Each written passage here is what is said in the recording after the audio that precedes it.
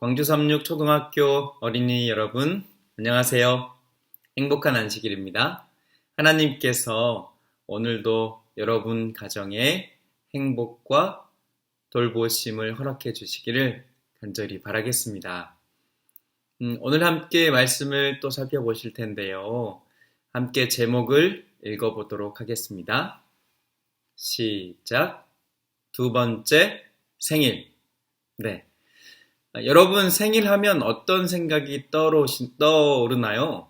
네, 여기 보면 케이크 있죠. 이런 케이크들, 선물들. 네. 그런 의미에서 매일 생일이면 얼마나 좋을까요? 매일매일 선물을 받으니까요. 그러나 그렇게 할 수는 없습니다. 왜냐면 우리가 태어나는 순간은 평생에 단 한 번 일어나기 때문이지요. 그런데 오늘 살펴볼 내용, 성경의 내용은 흥미롭게도 우리에게 두 번째 생일이 있고 또 두 번째 생일이 꼭 있어야 한다라고 설명을 한답니다. 어떤 내용인지 함께 좀 살펴볼게요. 먼저 성경 요한복음 3장 7절의 말씀이에요. 함께 읽어볼까요? 시작. 너가 거듭나야 하겠다. 이 말은 네가 다시 태어나야 한다라고 설명을 합니다. 거기에다가 예수님은 조금 더 강력하게 이야기하세요. 이렇게 얘기합니다. 사람이 다시 태어나지 아니하면 하나님의 나라를 볼 수 없느니라. 무슨 말이죠?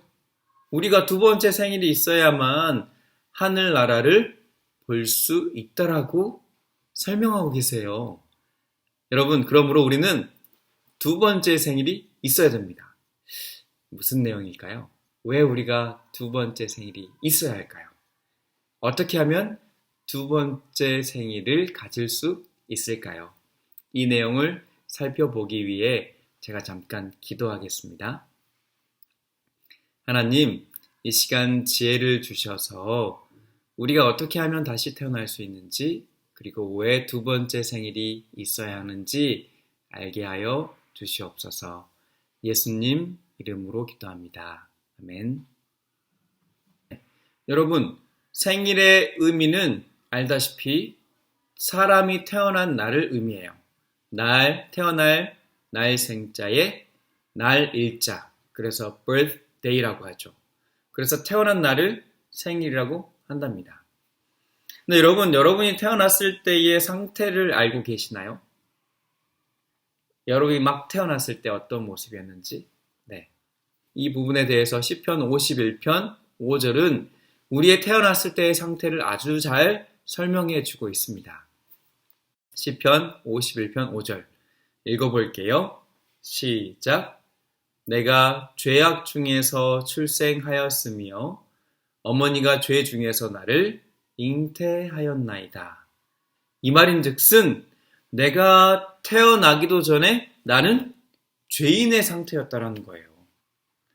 그리고 엄마가 나를 임신했을 때, 내가 엄마 뱃속에 있을 때부터 나는 죄인이라는 사실을 말해주고 있답니다. 이게 얼마나 억울한 사실인가요?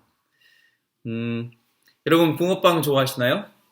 네, 저도 이렇게 맛있는 붕어빵 좋아합니다. 요즘엔 팥보다 슈크림이 들어간 붕어빵이 인기라고 하는데요. 정말 맛있는 것 같아요.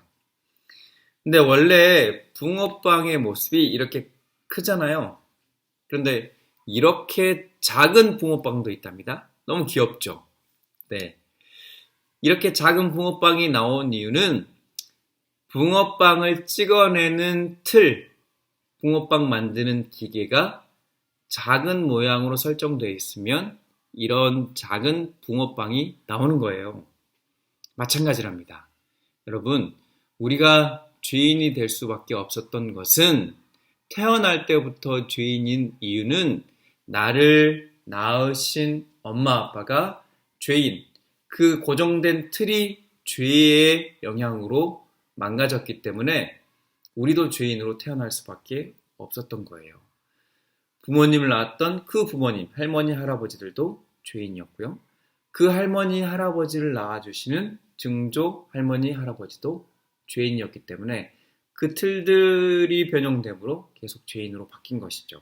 결국 가장 높이 올라가면 누가 나올까요? 맞아요.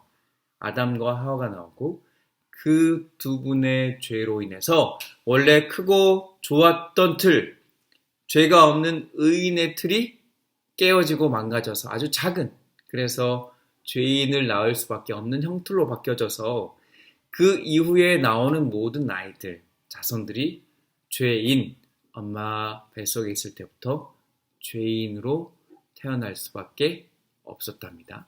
마치 미니 붕어빵이 형틀이 바뀌어서 계속 찍어 나오는 게 작은 붕어빵이 된 것처럼 말이에요. 하나님은 그런 의미에서 이 작아진 붕어빵이 죄인된 우리 모습이 원래대로 회복되기 위해서 필요한 것이 있다라고 설명하세요. 그게 바로 거듭남, 성경상 표현으로 거듭남. 조금 쉽게 얘기하면 다시 태어나, 그래서 두 번째 생일을 가져야 된다라고 이야기하고 있는 것입니다. 우리가 다시 태어나야만 하나님의 나라를 볼 수 있는 이유도 이거예요. 예수 그리스도 안에서 예수님을 믿음으로 우리의 죄된 모습들, 죄악된 모습들을 버리고 새로 태어남으로 우리가 하나님을 아버지라 부르고 그래서 하늘나라를 볼 수 있는 사람들이 되는 것이죠. 그런데 궁금한 점이 생겼습니다. 그러면 우리가 두 번째 생일을 가져야 되는 이유는 알겠는데 그러면 어떻게 태어나는 거죠? 어떻게 해야 우리가 다시 태어날 수 있을까요? 이 생각을 우리만 갖는 게 아니랍니다. 예수님께서 함께 대화했던 니고데모에게 너도 다시 태어나야 된다라고 말씀하셨을 때 그 당시 국회의원격이었던 아주 유능하고 지식이 많은 이 니고데모도 우리와 같은 생각으로 예수님께 반문을 했어요. 그 내용이 요한복음 3장 4절에 나와요. 제가 읽어볼게요. 니고데모가 이르되 사람이 늙으면 어떻게 다시 날 수 있사옵나이까? 두 번째 엄마 뱃속에 들어갔다가 나와야 됩니까? 라고 묻는 거죠. 우리가 거듭나는 것이 다시 태어나는 것이 엄마 뱃속에 우리가 이 몸을 가지고 다시 들어갈 수 있냐 이거예요. 들어갈 수 없죠. 어떻게 이 몸을 가지고 엄마 뱃속으로 다시 들어가요? 그럴 수는 없어요. 그 내용을 니고데모도 예수님 당시 니고데모도 묻고 있는 거예요. 예수님께서 뭐라고 대답하셨을까요? 성경을 읽어보겠습니다. 시작. 예수께서 대답하시되 진실로 진실로 내게 이르노니 사람이 물과 성령으로 나지 아니하면 하나님의 나라에 들어갈 수 없느니라. 아멘. 네, 성경은 우리가 물과 성령으로 거듭나야 된다라고 설명합니다. 다시 말하면 물과 성령으로서 우리가 다시 태어날 수 있다라는 사실이에요. 그렇게 물과 성령으로 다시 태어나면 우리는 두 번째 생일을 갖게 되는 것이죠. 오늘은 물에 관한 내용만 살펴볼게요. 이 물이 어떤 내용을 얘기하는지 성경은 답변해주고 있답니다. 다 함께 베드로전서 3장 21절의 말씀을 살펴볼게요. 같이 읽어보겠습니다. 시작.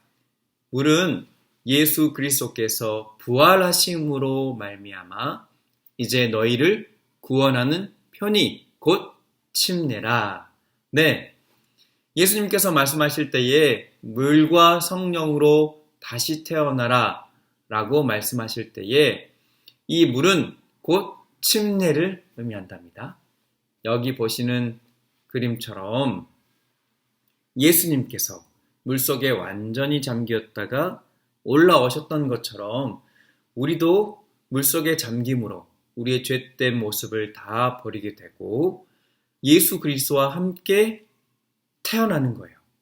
처음에는 우리가 엄마 뱃속에서 혼자 태어났다가 이제는 두 번째 태어날 때는 예수님과 합하여 다시 태어나는 것이랍니다. 그렇게 두 번째 생일을 가진 사람은 예수님과 함께 하늘나라를 볼 수 있는 사람이 된답니다. 여러분들이 이런 두 번째 생일을 꼭 갖게 되기를 간절히 바랍니다. 우리가 침례를 받음으로써 새로 태어나는 경험을 하게 되고요. 그래서 우리는 죄에 있다가 의인의 자녀가 되어서 두 번째 삶을 살아갈 수 있게 된답니다. 더불어 두 번째 생일도 갖게 되는 것이지요.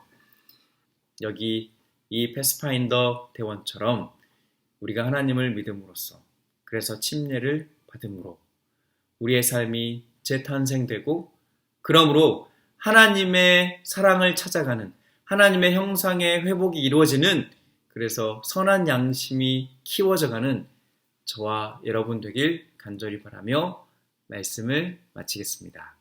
기도하겠습니다. 하나님, 우리가 다시 태어날 수 있는 방법을 허락해 주셔서 감사합니다. 죄인이었지만 예수 그리스도와 함께 다시 태어남으로 선한 양심이 하나님을 찾아가는 우리 패스파인더 대원들이 되게 도와주세요. 우리를 사랑하시는 예수님의 이름으로 기도합니다. 아멘.